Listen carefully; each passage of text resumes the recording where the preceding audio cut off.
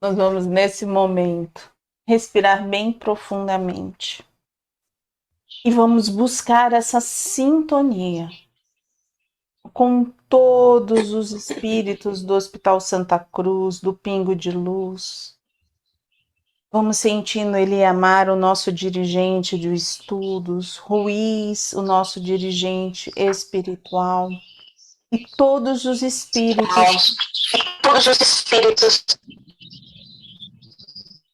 todos os espíritos que estudam conosco o livro Lírios de Esperança, que possamos buscar essa sintonia. E nesta tarde, possamos ter uma tarde de muito aprendizado, com amor, com esperança, com muito respeito. Graças a Deus, graças a Jesus. Nós estamos na introdução. E Pedro o seguiu de longe até o pátio do sumo sacerdote e, entrando, assentou-se entre os criados para ver o fim. Está em Mateus. O que nós encontramos nessa introdução que toca o nosso coração? Vai lá, Sérgio. O Sérgio tem dois parágrafos. Não, o que toca nessa introdução É que a gente fala assim: nossa lá, Pedro, discípulo de Jesus, entrou e ficou misturado no meio, não quis, não quis dizer que era discípulo de Jesus, com ele escondido no meio, né? A gente não faz isso. Mas a gente não faz a mesma coisa com Jesus, cada vez que precisa dar o testemunho, e a gente às vezes, por qualquer motivo, fica escondido lá e não fala nada? Será que não acontece isso com a gente? Olha lá. Sim. Sabe? Eu acho que cada um A gente vai ter fica que com vergonha. refletir na sua vida, no seu dia a dia, para poder responder. Não precisa responder para mim, não. Tem que responder cada um para si mesmo, né? Porque sabe, naquele momento em que a coisa não está muito legal, e aí você tem a oportunidade de fazer uma prece, chamar todo mundo para poder elevar o pensamento para sair daquele momento, mas pensar, não, vão achar que eu sou carola, alguma coisa assim, Ou né? então, né, que nem assim, o que me veio muito na mente, né? A gente também deixa de seguir Jesus quando a gente não tem um alto amor, Também. quando a gente não tem o perdão, o alto perdão. Porque muitas vezes a gente olha o outro e a gente consegue perdoar, mas a gente não consegue se perdoar. A gente não consegue ter misericórdia pela gente mesmo. Então a gente também deixa de seguir Jesus. Por isso que eu falei assim, a gente vai precisar buscar essa reflexão. Cada um essa reflexão no seu dia a dia e buscar esses sentimentos, porque a gente ainda faz uma interpretação muito, vamos dizer assim, vamos utilizar vamos utilizar sutil com a gente mesmo, a gente é bem levezinho, então se a gente for buscar bem lá dentro mesmo, a gente vai conseguir. Porque o renegar não é a gente renegar que a gente é kardecista, que a gente. Não é renegar as religiões, não, é mais profundo. É o sentimento. É um sentimento, e muitas vezes a gente não entra nesse parâmetro. Eu anotei o primeiro parágrafo, e aí, basicamente, eu fiz primeiro e segundo, né? Fiz essa anotação, porque às vezes a gente acha que quando a gente está trabalhando pelo bem, né? Nós estamos ali realizando aquilo e sozinhos, né? Então eu vou ler aqui só para a gente ver que isso não é verdade.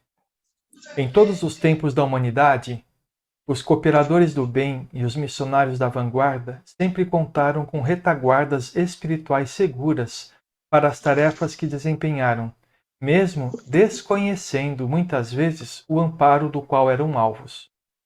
Toda luz que se acende requer cuidados especiais na continuidade de sua expansão. Uma escola e um hospital, assim como quaisquer instituições sociais do progresso, jamais se verão livres das lufadas cruéis do mal e da treva que tentam apagar-lhes o brilho da bondade e do amor. É da lei. Os que avançam atraem para si quantos tentam entravar a ascensão. O objetivo é a multiplicação do bem através da cooperação sacrificial na renovação de almas. Então, para que a gente, eu anotei isso para que a gente tenha o conhecimento que sempre que a gente está imbuído do bem, nós vamos ter essa proteção, esse acompanhamento daqueles espíritos que trabalham pela luz, né? O que vocês acham? Eu concordo. Certeza. E para isso a gente não precisa ser um missionário, É, porque nós não somos missionários, né? Porque missionário foi Chico, Divaldo, Madre Teresa, Irmã Dulce, Gandhi. Nós não, nós somos trabalhadores. Na última hora ainda, mas tá tudo Da certo. última hora. Chegou a hora da gente trabalhar, tá tudo certo. Não é hora também da gente se judiar, se autoflagelar, né? Mas a gente tem um auxílio. E é legal também, uma das coisas que é colocar, esses tinham mentores. Emmanuel era mentor de Chico. Joana de Ângeles é mentora de Divaldo. Nós não. Aí você fala, e o Zé? O Sete Flechas? O Ruiz? São mentores do Pingo de Luz. Não são mentores de Valéria. Isso a gente precisa compreender. São mentores. Quando você está dentro da casa espírita, tem um mentor. Sim. Mas ele é mentor da casa e não de nenhum dos médiuns. Claro que os médiuns têm um envolvimento, mas não especificamente de um médium. E às vezes a gente confunde isso, né? Nós temos anjo-guardiões, aquele companheiro que está ali. Quando começamos uma obra, a gente tem um irmão, vamos colocar entre aspas, um mentor que está pela obra e não por causa de você. Tá? Então a gente não tem nenhum mentor? Não, você tem anjo guardião. Companheiro de... Oi, Yara, diga. A pergunta que isso sempre... Eu fico sempre numa dúvida danada disso. Eu, quando vou fazer minhas orações de manhã e de tarde, eu falo com os dois. Então. Com o anjo e com o mentor. Porque, na verdade, eu não consigo... Ainda não aprendi hoje. Obrigado por essa explicação, porque eu entendia que o mentor também me acompanhava. Em algum momento, eu achei isso. Não sei se isso está correto ou não. E aí então, vou aproveitar para te perguntar. Então, nós não somos missionários. Nós não somos missionários. Nós somos trabalhadores. Então, se temos assim, que nem o Pingo de Luz. Eu vou falar dos mentores do Pingo de Luz. Tá? Yara, depois você abre para a gente ir trocando. Abre o microfone. Ruiz está aqui, Zé está aqui, Sete Flechas. São mentores. Tá? Eu consigo sintonizar, mas da mesma forma a Virgínia sintoniza, a Vera sintoniza, e o Sérgio sintoniza. Os médiuns que tem do Pingo de Luz, que trabalham já, sintonizam. Tá? Eles não são meus mentores daqueles que eles conhecem meu dia a dia, tal, mas eles não têm, tá, aquele trabalho que tinha Emmanuel, junto com Chico. Olha, vamos lá trabalhar, vamos desenvolver este processo, tal. Era muito individual, como tem Joana de Ângeles com o Edivaldo, fazendo toda essa parte de psicológica, trazendo tudo isso. Tá? Nós precisamos, conforme a gente vai evoluindo moralmente, a gente vai tendo essas conquistas. Por enquanto, não temos. temos irmãos, anjos guardiões que fazem todo esse processo. São mais evoluídos que a gente. A gente pode dizer, a gente tem um mentor de encarnação, mas ele não fica do nosso lado, ele está mais distante. Ele vem no exame espiritual, quando fazemos, tá? Ele vem num problema, quando a gente passa por um problema muito grave, ele está ali. E a gente tem um mentor da encarnação. Você falou duas vezes. Não, mentor da encarnação, mas a gente tem um outro mentor que, deixa eu ver, tem um mentor da encarnação e tem eu esqueci o nome, que a gente tem, Eu também estou tentando lembrar o nome, não lembro. que é superior da encarnação, que quando ele chega, aí é porque a gente está numa situação muito brava. Mas eles não têm essa convivência diária. Essa convivência diária a gente tem com o nosso anjo guardião. Mas se a gente puder... Oi, pode falar, Yara. Então, assim, eu converso muito com o meu anjo, né? E peço ajuda, ele vai me orientando. Ele daqui ou dali, ele me cutuca e me dá as respostas que eu estou precisando.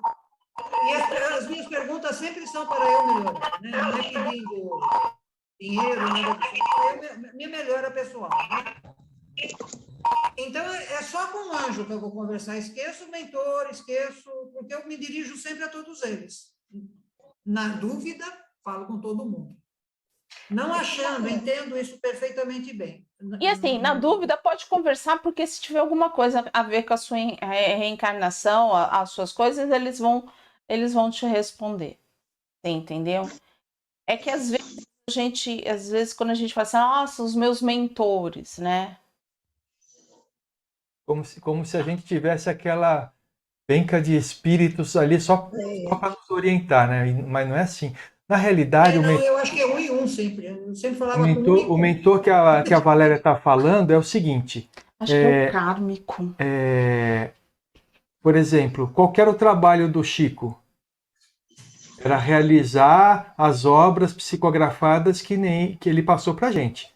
Então, o mentor dele estava ali para auxiliar nessas obras. A gente viu no filme lá, Chico Xavier, que Emmanuel falava algumas coisas para ele. Isso é com você, né? Qual é o problema do olho? Você tem outro olho. Continua, né? Como é que é? Vai morrer com educação ou vai continuar tendo... no avião, aquilo é Ah, no avião.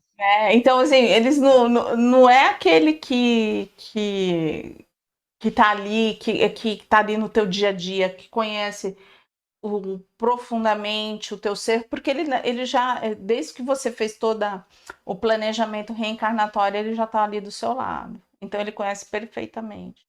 Esse é o nosso anjo guardião. Que algumas pessoas gostam de chamar de mentor, tá? Mas não é mentor, mas tá tudo certo. Se chamar de mentor, tá tudo certo. Ele vai atender. Eu chamo ele de anjo mesmo. É isso aí. Meu anjo, meu amparador. É isso mesmo. Eu peguei essa aqui, ó. Uma educadora alinhada ou um aluno promissor pode trazer no âmago o peso cruel da lama psíquica em que se encontravam antes do renascimento, ligando seus expoentes do desequilíbrio. Assim sendo, a escola educativa passa a funcionar como posto de orientação de almas em crescimento, atraindo o séquito indisciplinado de desencarnados para dentro de suas portas. A gente não sabe o que a gente foi antes. A gente sabe que a gente foi agora. Que a gente é agora. Né? E nem por causa disso a gente não fizemos algo errado, a gente perde todo esse auxílio. A gente sempre vai estar sendo auxiliado, sempre vão nos dar chance de um novo recomeço, de um novo aprendizado. Porque quando nós estamos no plano espiritual, a gente não para de aprender. A gente continua. E a gente traz tudo, acumula daquela encarnação que não foi muito boa, aprende e compreende aquilo que não foi muito bom e reencarna para começar tudo de novo. Então, muitas vezes, aquele que está ao nosso redor não é Não tem vamos dizer assim, o que eu fiz na outra vida para estar aqui? Eu estou aproveitando a chance que eu tenho desta vida, de estar aqui estudando e tentando fazer essa troca junto com vocês, aprendendo para que a gente possa andar. Deu para compreender o que eu quis dizer? Então tá bom. Algo que vocês anotaram mais?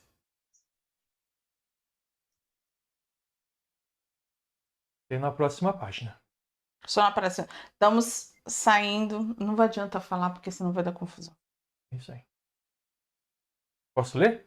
Pode. Primeiro, segundo, terceiro parágrafo. Do PDF. Terceiro parágrafo dessa página, né? Hoje mais que nunca, o bem exige alicerces seguros e trincheiras eficazes. Essa a razão da oposição sistemática em relação aos esforços espíritas. Quaisquer projetos de elevação e consolo são alvos de atenções aguerridas dos adversários da luz. É nesse contexto que podemos entender o valor inestimável das trincheiras de amor, construída no desinteresse e na forja da coragem. Entre os homens, equipes que se amam e respeitam, e além da matéria, grupos socorristas que operem quais polos produtivos de lídimo serviço cristão em favor da libertação de consciências. Inúmeras atividades e metas espíritas têm sido boicotadas ou mantidas em retardo por faltarem esses vínculos vibratórios de proteção. Círculos. Círculos, isso, vibratórios de proteção. Sem retaguarda espiritual, até para manter um estudo do Evangelho no lar, será exigido da família a movimentação de forças incontáveis. Então, o que ele está dizendo, ele está completando o que está falando lá, né? Para tudo que a gente vai fazer, a gente precisa dessa proteção e mais do que isso, a nossa ligação, né? Porque se a gente não tiver a ligação com esses espíritos bondosos, por exemplo, ele citou aqui o Evangelho no lar, né? Se durante o nosso Evangelho do lar nós estivermos só fazendo a leitura, mas nós não estivermos ligados aos espíritos que nos acompanham, a gente não vai receber essa proteção, porque a gente não está imbuído do desejo de fazer o bem, né? Mesmo que seja para o nosso próprio lar. E eu vejo uma outra coisa também. Eu complemento. Se a gente não tiver essa ligação com o plano superior, a gente não acreditar que a gente, no nosso Evangelho no lar, vamos seguir esse raciocínio desse exemplo. A gente está recebendo Jesus, a gente só está fazendo o Evangelho por fazer, a gente começa a atrair espíritos com menos conhecimento. Irmãos de uma sintonia mais baixa. E aí a gente já começa a ter problemas, a gente começa a passar mal no Evangelho, a gente começa a não ter vontade, a gente começa aquela abrição de boca, que ninguém sabe. Aí se tiver algum médium vai sentir vontade de falar. E no Evangelho a gente não dá um trabalho mediúnico.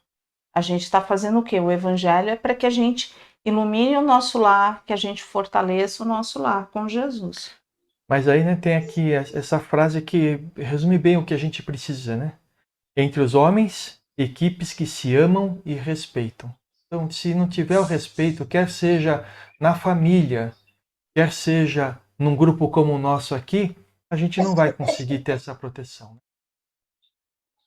O nosso grupo funciona por quê? Porque a gente se respeita. A gente se respeita, a gente já tem aquele elo do amor. Quando um não está bem, a gente tenta acolher uma palavra com uma vibração. Nós já fazemos isso. Então, esse elo a gente começa a compartilhar, sim. E se não, algo mais?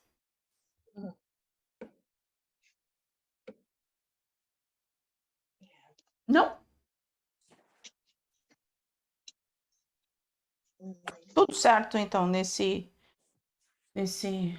Eu tenho mais alguma coisa, mas é mais lá na frente, mais umas 3 páginas para frente. Ninguém anotou nada? Então tá, então vai.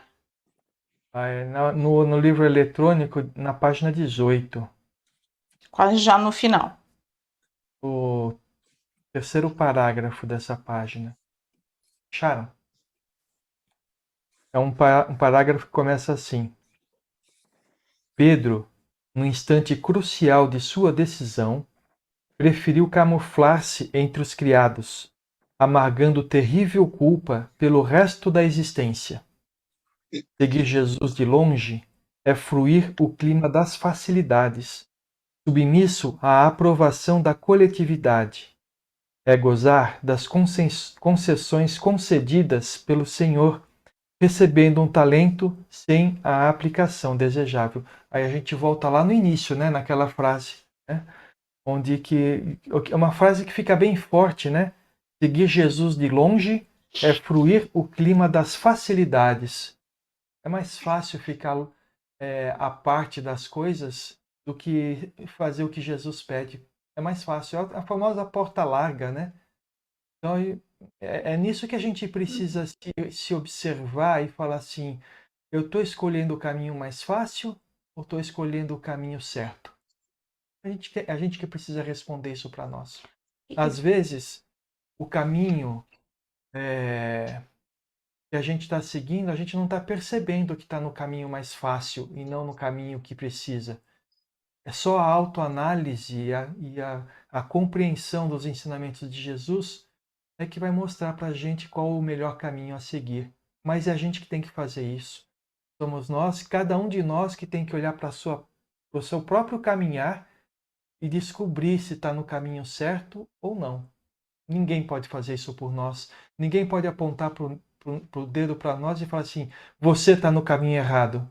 Porque o caminho somos nós que escolhemos segundo as nossas convicções, a nossa experiência, a nossa determinação.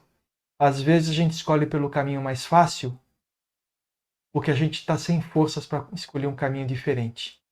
E a gente precisa se perdoar. Mas assim que for possível, escolher o caminho certo. Né? Não sei o que vocês acham disso. Não acham? Oi, Yara. Oi, pode falar, Yara. Eu acho sim. O caminho certo, né? É bem o que você falou. Quando a gente se abre para o esforço de buscar esse caminho, né, a gente começa a receber ajuda. Eu penso assim, né? No momento em que eu me abro de verdade para buscar esse caminho aqui dentro, não é com o que me dizem lá fora, mas sim com o que eu sinto que eu estou indo, ouvindo. Mas tem momentos em que a nossa humanidade, nesse momento em que estamos, a gente desvia, ou porque não sabe qual é o caminho certo naquela circunstância, ou porque não tem forças, como você bem colocou. E eu penso assim, nós estamos em processo desde o dia que nós começamos a nossa... saímos lá da mônada e estamos voltando para a luz, né? Nós estamos percebendo... E a gente tem que aceitar isso na gente e aceitar as nossas falhas, principalmente, porque quando a gente aceita as nossas falhas, as nossas dificuldades, fica mais fácil abrir para o caminho certo. Pensamento meu, não sei se isso é certo ou não. É isso mesmo, Yara. E assim, né? A gente precisa só ficar atento, porque aceitar que a gente ainda não é o que a gente gostaria de ser, não significa ser cúmplice de não ser aquilo que precisa ser. Entendeu? Não significa se acomodar, né? Isso, ser cúmplice é você se fazer um conluio com esse homem velho que não quer a mudança. Entendeu? Não. Tá bom, eu aceito que eu não sou assim, mas eu vou trabalhar para ser diferente. De alguma forma eu vou ser diferente. Né? Obrigada. Bom, a gente vai parar por aqui, porque a gente já está com 5h54, né? Alguém tem alguma coisa anotada aí a mais? Vamos encerrar algo dessa introdução. Vamos encerrar essa introdução, algo que chamou a atenção, que trouxe. Foi fácil entender. trouxe bastante reflexão. Eu tenho uma confissão a fazer. Pode Eu não fazer. li. Tá? Eu não li. Tá? Mas, ó, Eu vi. mas pode Fala. assim, pode anotar o que você quiser e coloca lá no grupo do Amigos ou no grupo de estudos, que Acho acho que que ela não tá ela no no grupo de grupo de estudo, estudos, não. mas a gente coloca ela É. lá no grupo de estudos e vamos ficar vamos trocar, Ou né? mesmo trazer aqui num outro dia de estudo, só eu li, isso aqui me chamou a atenção. No próximo dia. Ou pode ler e colocar ou no grupo no WhatsApp, é isso? Isso. É, Porque a gente está com um grupo de de estudo. estudos. Depois eu preciso colocar as outras pessoas. A gente tem conversado por lá e Mas pode trazer aqui pode também. trazer aqui. Na próxima aula, assim, ó, da introdução, e antes da gente iniciar o capítulo, a gente fala.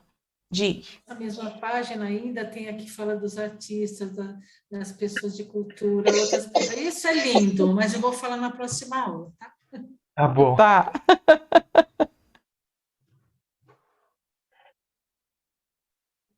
Isso bate, né, com aquilo que Damares vai falar na próxima aula. A gente precisa da arte, a gente precisa de tudo para a gente evoluir. E aquilo que doutor Espanhol fala muito, que Mônica explica, quando eles ficam falando, olha, tô indo para tal lugar e que ali a gente trabalha, a gente aperfeiçoa isso. É isso que faz a evolução. A gente evoluir essa parte moral, que a gente se fortalece. E se a gente for parar para pensar na nossa evolução, nós tivemos uma evolução muito grande na parte tecnológica. A tecnológica foi lá em cima, mas a parte moral não. Então, não ficou um equilíbrio, ficou totalmente assim, né? A gente na parte moral aqui e a parte tecnológica. Então, temos telefones, celulares, temos tudo que tem de direito. Mas, existe o mas. Aí você fala, nossa, vai dar aula de moral e cívica, de sociologia. Não, gente, é extremamente importante. Sabe, aquelas regrinhas que a gente passava na escola, é extremamente importante. Porque é assim que a gente começa a exemplificar o respeito ao ser, o ser. Seja ele hominal, vegetal, animal, mineral. A gente traz o respeito. E às vezes a gente. Eu estava outro dia pensando nisso, né? Temos essas aulas e a gente não dá esse valor, né? Aquela aula que muitas vezes fala, é aula chata, lá vem o professor. E aí, conforme a gente vai amadurecendo, a gente vai descobrindo o quanto era importante. Porque isso transforma o ser. E com tudo isso que a gente vê no planeta hoje, quanto é necessário esse ser transformado. E que agora está se buscando de diversas maneiras, mas